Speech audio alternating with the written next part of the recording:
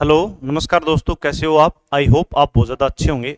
आज का जो अपना टॉपिक रहेगा वो चैप्टर का नाम रहेगा विलीन, और आज अपन करने वाले हैं विलीन वाले चैप्टर के अंकित क्वेश्चन की शुरुआत। चलो टॉपिक को शुरू करते हैं। अपन देखते हैं अपना पहला प्रश्न। ये देखो,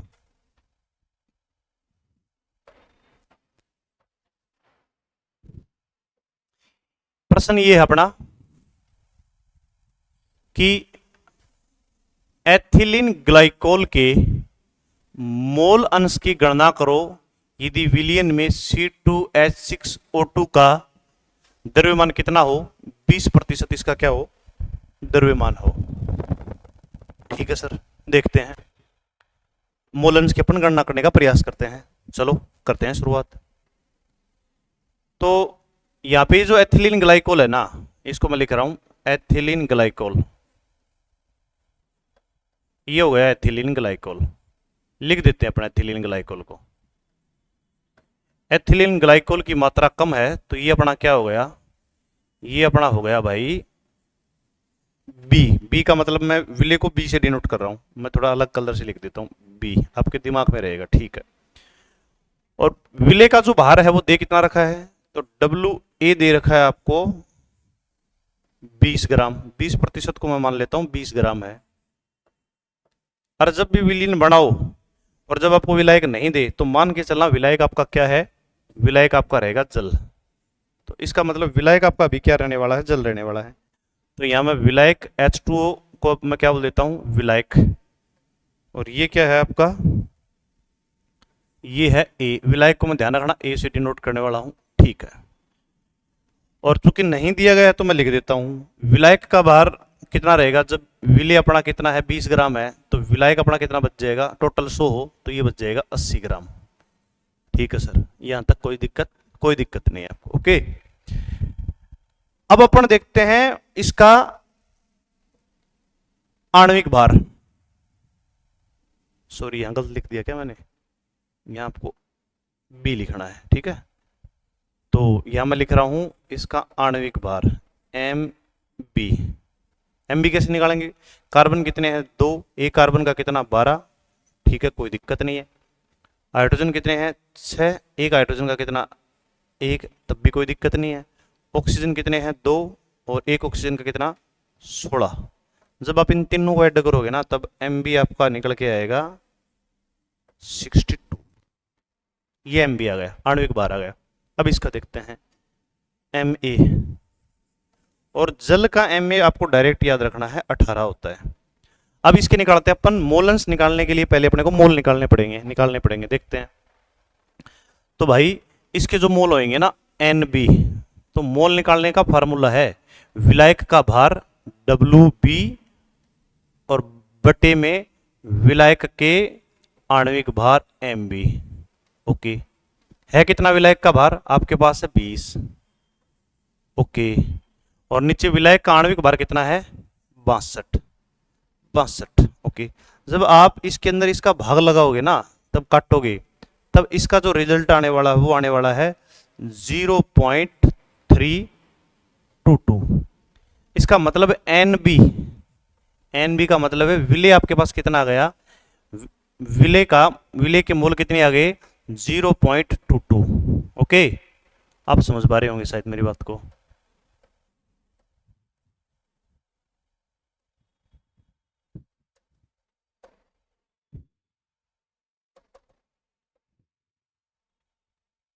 ओके, देखिए आप। ओके। और इसको अपन कर देते हैं डिब्बे में बंद। ये तो आ गए अपने विले के मोल। ओके।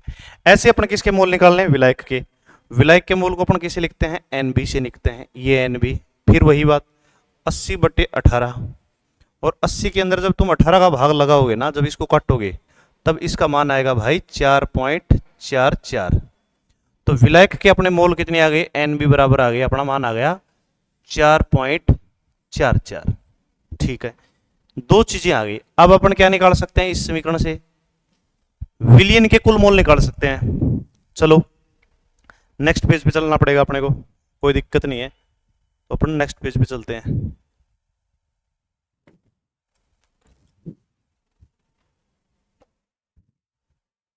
जो जो मैंने निकाला वो आपको आपके दिमाग में रहेगा अपने। और विलियन के टोटल मोल कितने हो गए? एनटी हो गए विलियन के टोटल मोल, एनटी। ठीक है सर, एनटी एनटी। और एनटी का मान किसके किसके बराबर होगा भाई? एनटी का मान होगा विलेय के मोल प्लस विलायक के मोल। ठीक है सर, एनटी बराबर विलेय के मोल कितने हैं, सॉरी विलायक के मोल कितने हैं? विलायक के मोल हैं अभी अपन ने पीछे देखा था 4.44 प्लस विलेय के मोल कितने हैं? 0.322। तो इसका मतलब जब आप इन दोनों को जोड़ोगे ना तब आपका मान आएगा टोटल विलेय के मोल, टोटल विलियन के मोल आ जाएंगे एनटी बराबर 4 पॉइंट, इनमें जोड़ोगे तो 4 2 6, 4 2 6 और 3, 4 3 7 और 4 2 6 और आगे मैंने लिख दिया 2। ये आएंगे विलियन के कुल मोल। विलियन के कुल मोल हो गए आपके ये हो गए।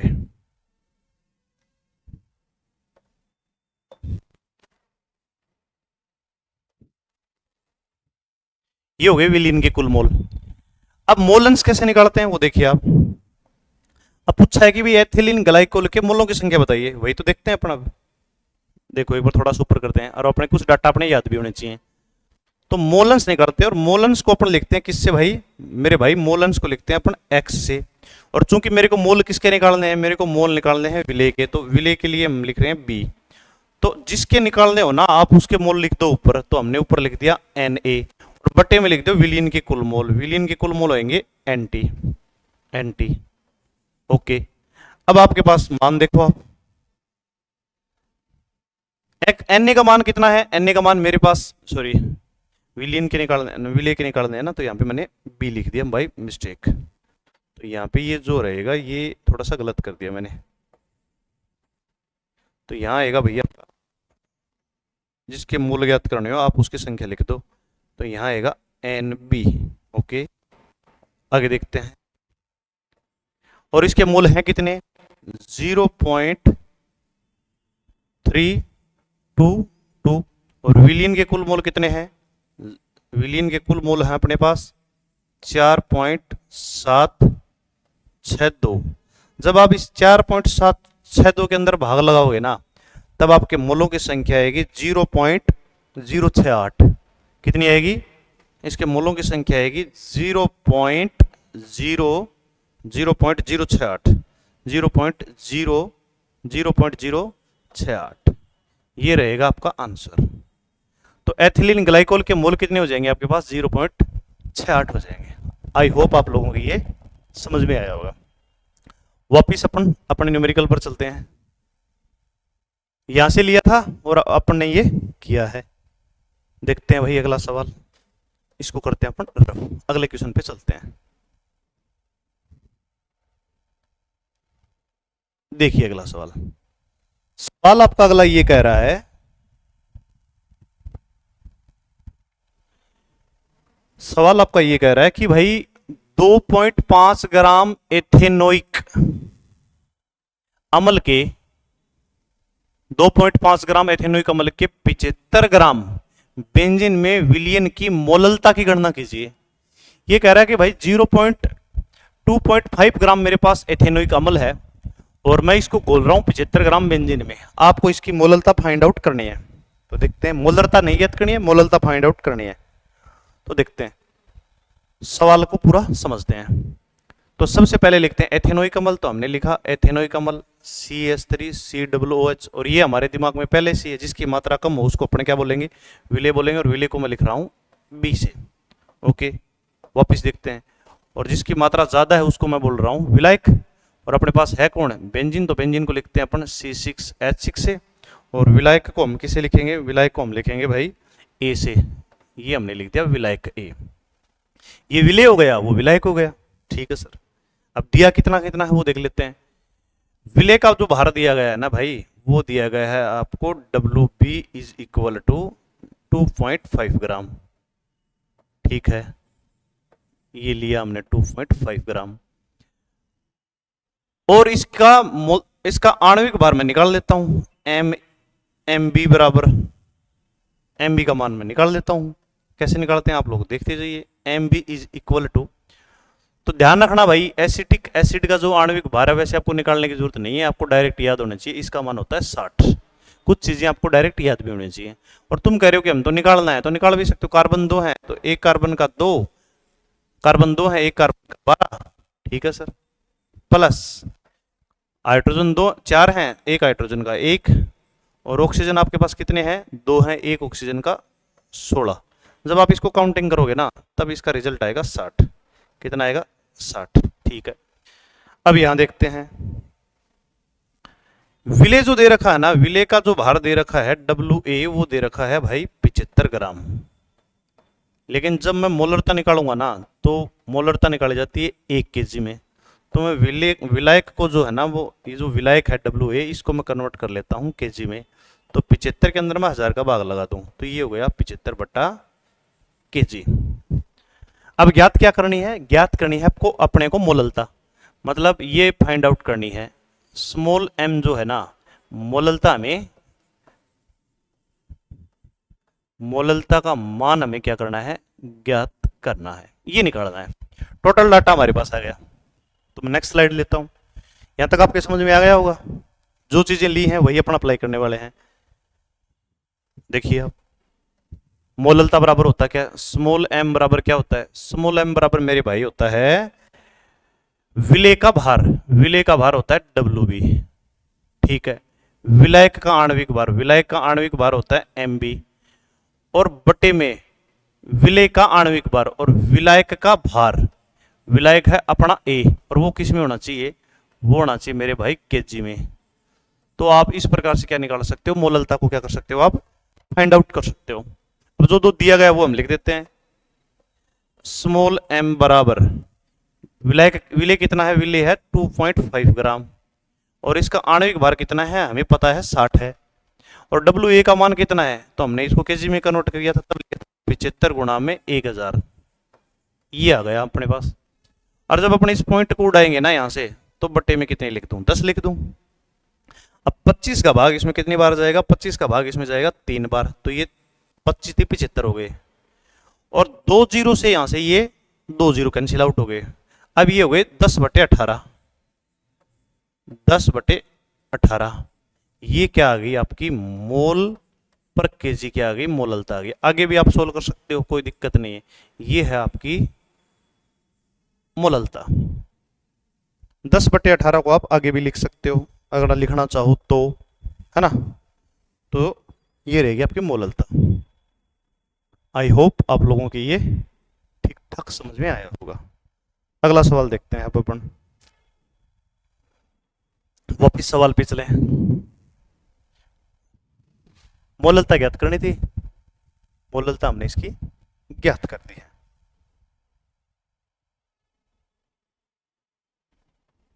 और ये सवाल नंबर था अपना 1.3। अब अपन चलते हैं पाठ्यनिहित प्रश्नों की ओर और देखते हैं आप लोगों की समझ में आता है कि नहीं। देखिए तो अगले सवाल की ओर हम करते हैं मूव। अच्छा बीच में एक सवाल छूट गया था, कोई दिक्कत नहीं भाई, इसको कर लेंगे। 1.2 उदाहरण जो था ना वो अपना छूट गया था। देखिए तो सवाल क्या दिया गया, हल क्या करना है। उस विलियन की मोलरता, अब की बार क्या ज्ञात करनी है, मोलरता नहीं ज्ञात करनी, मोलरता ज्ञात करनी है। गणना कीजिए जिसमें 5 ग्राम NaOH 450 ml विलियन में घुला हुआ है। जो जो दिया गया ना उसका अपने उपयोग कर लेंगे और मोलरता ज्ञात कर लेंगे। जो पहले तो वो डाटा लिखते हैं जो दिया गया है। सबसे पहले मेरे भाई आपको क्या ज्ञात करनी है, मोलरता ज्ञात करनी है। ये लिखे हमने मोलरता, मोलरता तो ज्ञात करनी है। ये लो विलेय कौन है, तो सबको पता है विलेय है अपना NaOH, तो विलेय को अपन लिखते हैं WB से, और है कौन है NaOH, और NaOH का मान कितना दे रखा है, तो मेरे भाई इसका मान दे रखा है 5 ग्राम। ठीक है कोई दिक्कत नहीं है, ये भी समझ में आ गया। और अब अपन निकाल लेते हैं इसका MB मतलब इसका आणविक द्रव्यमान। तो ध्यान रखना मेरे भाई, इसका जो आणविक द्रव्यमान होता है ना वो होता है 40, कितना होता है 40 आपको डायरेक्ट याद होना चाहिए। NaOH जैसे अपने पीछे किया था ना, जैसे एसिटिक एसिड का जो आणविक द्रव्यमान है ना वो 60 होता है, ऐसे इसका आणविक द्रव्यमान होता है कितना 40। और कैसे आया तो मैं आपको बता भी देता हूं। देखिए Na का होता है लगभग 23, H का होता है 1 और इस ऑक्सीजन का होता है लगभग 15 पॉइंट समथिंग, तो लगभग आप 16 ही मान लो, है ना। तो यहाँ पे जो मैंने क्या लिख दिया H लिख दिया, H को मैं हटा देता हूँ और इसका मैं यहाँ मान लिख देता हूँ। इसका H का जो आणविक द्रव्यमान होता है वो कितना होता है 1 होता है। जब आप इन सबको जोड़ोगे ना तब इनका मान आएगा 40। ओके ये भी होगी। अब कह रहा है भाई 450 ml विलियन में घुला हुआ है, तो भाई विलियन का आयतन दे रखा है, वीटी दे रखा है उसने 450 ml, ठीक है। लेकिन जब हम मोलरता निकालेंगे ना तब ये मान हमें किस में चाहिए, लीटर में चाहिए। तो मैं 450 ml को किस में कन्वर्ट कर देता हूँ, लीटर में कन्वर्ट करने के लिए मैं 1000 का लगा देता हूँ, 1000 ml का लगा देता हूँ भाग। तो इतना ml मेरे पास क्या हो गया, आयतन आ गया किसका, विलियन का। अब मोलरता ज्ञात करते हैं। देखिए मोलरता कैसे ज्ञात करते हैं।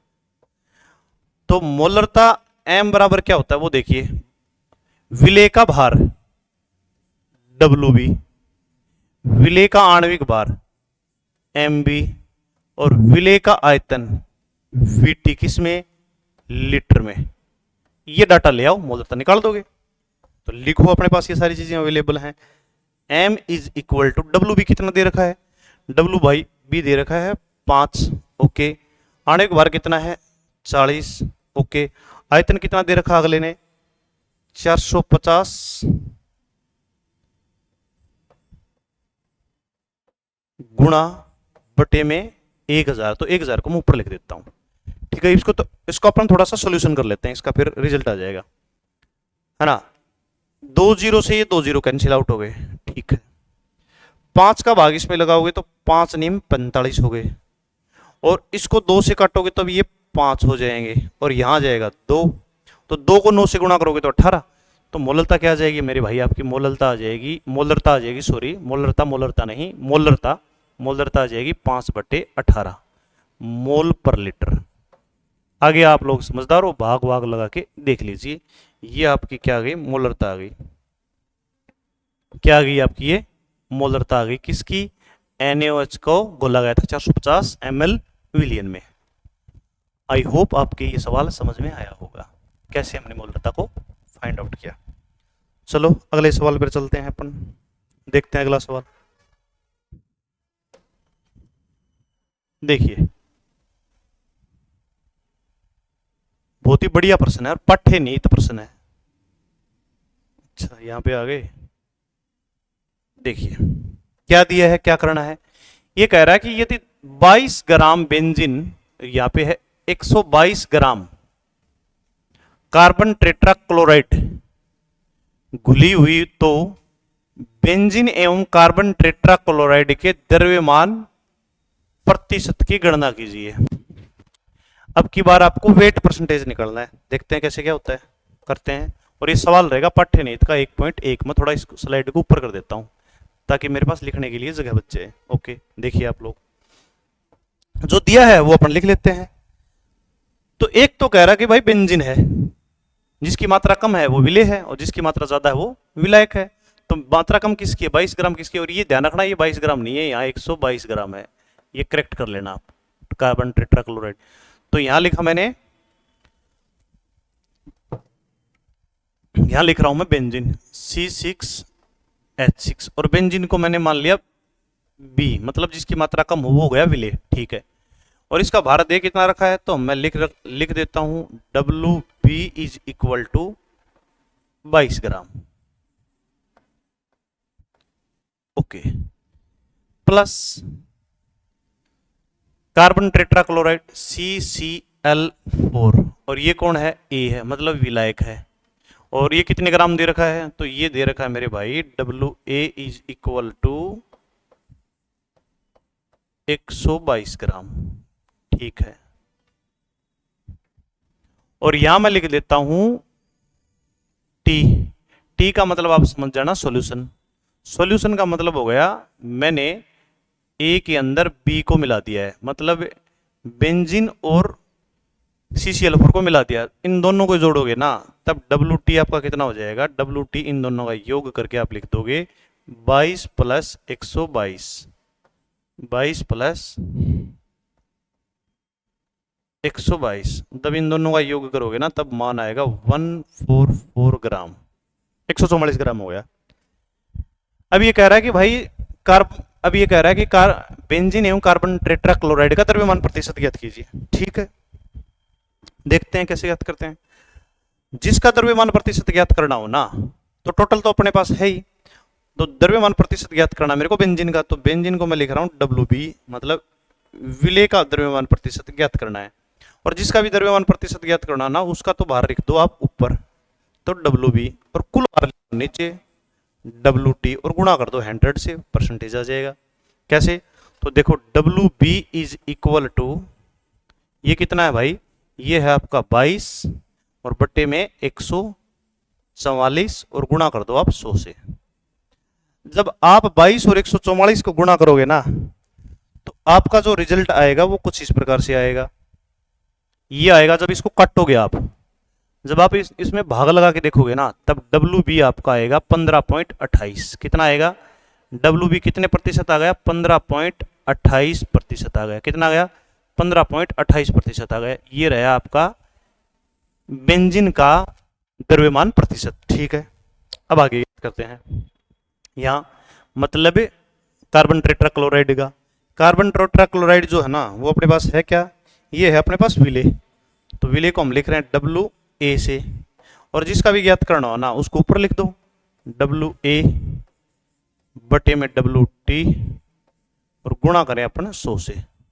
ठीक है, W A is equal to, आप इसको डायरेक्ट लिख सकते हो, डब्ल्यू ए का मान है 122 और टोटल है कितना अपने 144, और गुणा कर दो आप 100 से।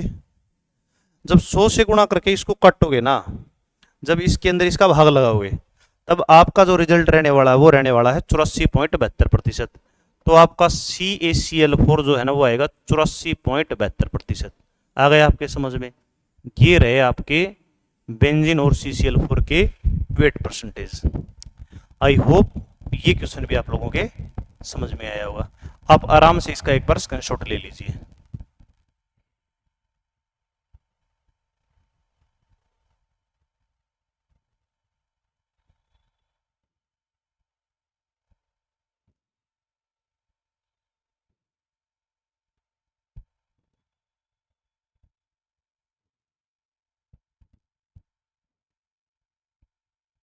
आपने स्क्रीनशॉट ले लिया, तो मैं अगले सवाल की तरफ मूव होता हूं और देखते हैं अगले सवाल का क्या आंसर रहेगा। ओके,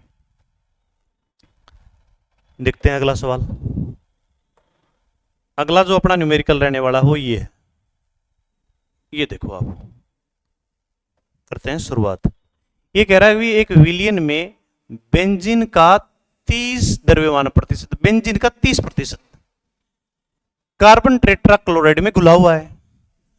तो बेंजीन के मोल अंश की क्या करनी है, आपको गणना करनी है कि भाई बेंजीन के मोल अंश कितने होंगे, आपको ये बताना है। चलो करते हैं शुरुआत, इस प्रश्न को भी अपन हल करने का पूरा प्रयास करते हैं। तो सबसे पहले बेंजीन जिसकी मात्रा कम हो उसको अपन विलेय बोल देंगे, और कार्बन टेट्राक्लोराइड बाकी बचेगा, और बाकी बच्चे को हम उसको क्या बोल देंगे, हम इसको विलायक बोल देंगे। चलो देखते हैं। तो हमने लिखा यहां C6H6 और हमने इसको बोल दिया क्या, विलेय, और विलेय को मैं कह रहा हूं बी से लिखूंगा। ये लो, ये विलेय बोल दिया इसको हमने। और इसका जो भार है ना वो कितना है, डब्ल्यू बी जो है ना वो है आपका 30 ग्राम। ये हो गया 30 ग्राम।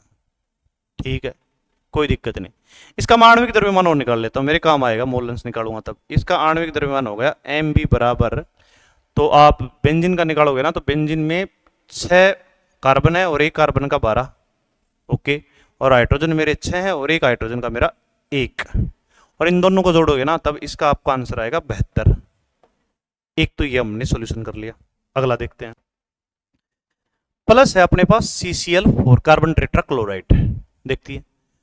तो CCl4 जो है ना वो अपने पास क्या हो गया, ये हो गया अपने पास विलायक हो गया। ये हमने लिख दिया विलायक ए। ओके, देखिए अब आगे विलायक का भार कितना है, विलायक का भार है WA is equal to 70 gram. Okay, और इसका जो आणविक भार है ना मेरे भाई MA, वो कितना रहेगा देखते हैं। कार्बन का रहेगा 12 और क्लोरीन 4 है और एक क्लोरीन का रहता है 35.5। जब आप इन दोनों को गुणा करके जोड़ोगे ना तब इसका मान आएगा 154। तो इसका आणविक भार आ गया 154। अब बात करते हैं मोलन्स की।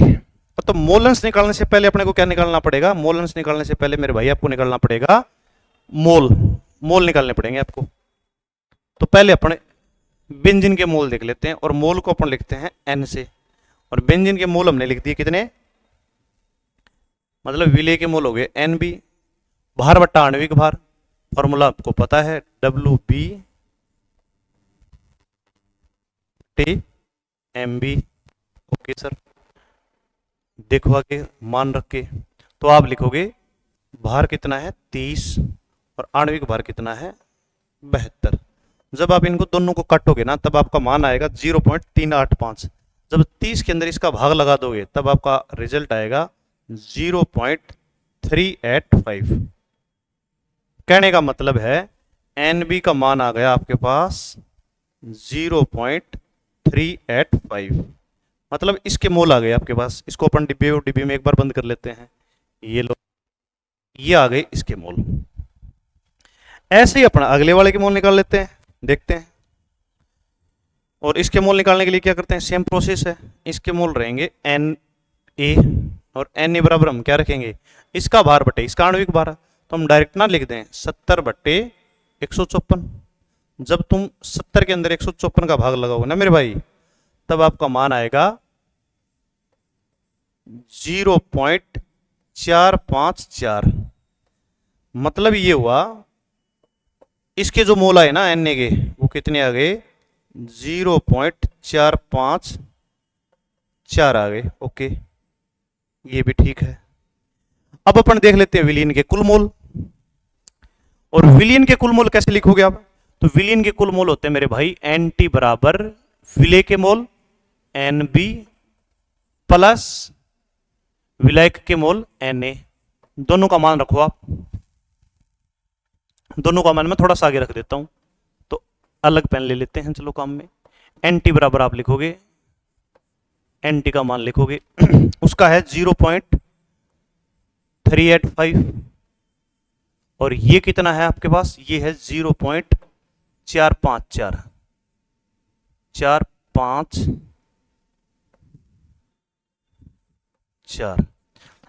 आप जब NT का योग करोगे ना तब आपका आएगा 0.839। कितना आएगा 0.839। ये आ गया आपका 0.839। ये क्या आ गया 0.839 आ गया विलेय के टोटल मोल 0.839। इसको मैं अलग पेन से बंद कर देता हूं, इसको भी। ये लो, यहां तक आपको कोई दिक्कत? कोई दिक्कत नहीं। एक साइड में हमने विलेय के मोल निकाल दिए और एक साइड में हमने किसके मोल निकाल दिए, विलायक के मोल निकाल दिए। अब सवाल कह रहा है कि बेंजीन के मोलन्स की गणना कीजिए। देखते हैं बेंजीन के मोलस की गणना करके। जिसके भी मोलन्स ज्ञात करने हो ना तो बेंजीन के ज्ञात करने हैं। ओके सर, कोई दिक्कत नहीं। जिसके भी मोलन्स ज्ञात करने हैं, हमें ज्ञात करने हैं विलेय के, तो आप एक काम करोगे विलेय के मोल रख दो ऊपर। तो विलेय के मोल है NB और विलीन के कुल मोल रख दो आप नीचे NT। दोनों का मोल मान रखो आप आराम से, अब कोई दिक्कत नहीं है। XB क्या है यहाँ पे, बेंजीन के मोलन्स ज्ञात करने हैं। और ऊपर वाले का मान आपने कितना निकाला था, 0 पॉइंट। विलेय के मोल आपके पास कितने थे, 0.385। ओके, और टोटल मोल आपने कितने निकाले हैं 0.839। जब आप इसके अंदर इसका भाग लगाओगे ना तब जो मान आएगा वो मैं काउंटिंग करके आपको बताता हूं। XB का जो मान आएगा आप काउंटिंग करो, आपका जो रिजल्ट आएगा वो आएगा 0.459। ये मोलन्स आएंगे किसके, ये आएंगे बेंजीन के मोलन्स। ये है आपका आंसर 0.459। आई होप आप लोगों के ये सवाल अच्छे से समझ में आया होगा। आप बैक करके देख सकते हो। यहाँ से शुरुआत की थी, ये विलेय है वो विलायक है, इसके मोल निकाल लिए, उसके मोल निकाल लिए, दोनों का मोल का योग कर लिया, मोलंश अपने को निकालने का हम लोगों को पता है। आप लोगों को ये सवाल भी समझ में आया होगा। चलो इसी के साथ मुझे दीजिए इजाजत। जय हिंद, जय भारत।